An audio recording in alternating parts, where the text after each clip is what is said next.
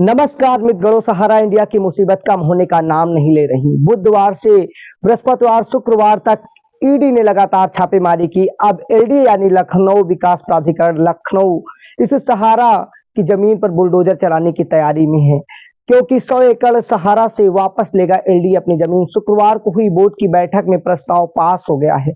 आरोप है यह अवैध तरीके से सहारा शहर बनाया गया। ऐसे में कॉन्ट्रैक्ट को कैंसिल कर बड़े पैमाने पर पौधारोपण किया जाना था।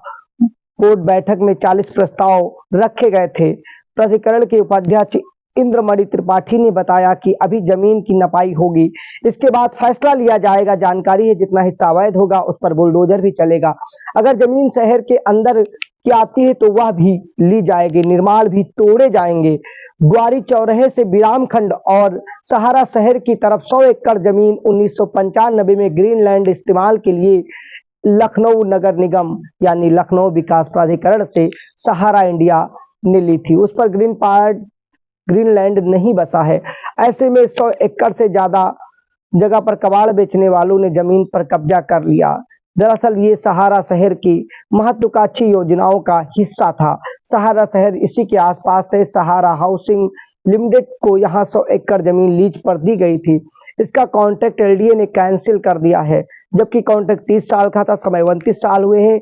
सहारा से जुड़ा ये पूरा मामला समझने के लिए आपको थोड़ा पीछे चलना पड़ेगा, यानी कि 1995 में जब सहारा इंडिया हाउसिंग लिमिटेड को 18 फरवरी 1995 को 100 एकड़ जमीन सशर्त ग्रीन बेल्ट के लिए दी गई थी।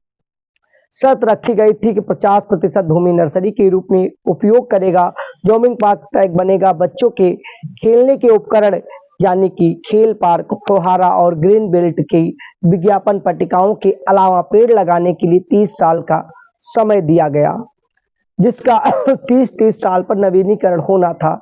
लीज में कई शर्त शामिल थी, उसके उल्लंघन की दशा में कॉन्ट्रैक्ट को लखनऊ विकास प्राधिकरण यानी एलडीए ने खारिज कर दिया है। लीज 29 साल के बाद सहारा इंडिया की ओर से ग्रीन बेल्ट डेवलप नहीं किया गया है।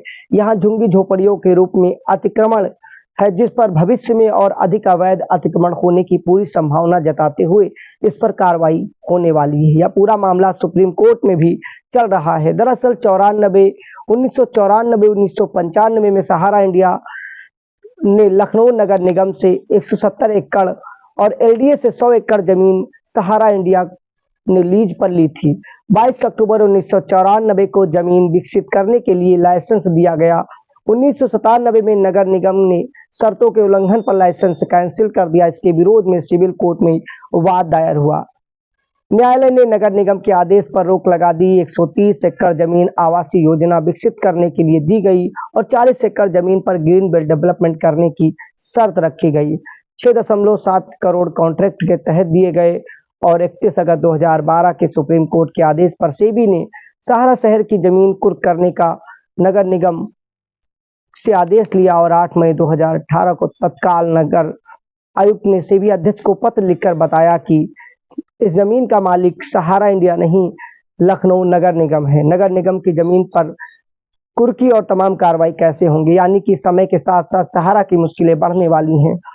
यहाँ एक तरफ ईडी की कार्रवाई है, दूसरी तरफ निवेशकों का पैसा लौटाने का दबाव है, तीसरी तरफ सुब्रत राय नहीं रहे हैं, उनकी पत्नी विदेशी नागरिक हैं।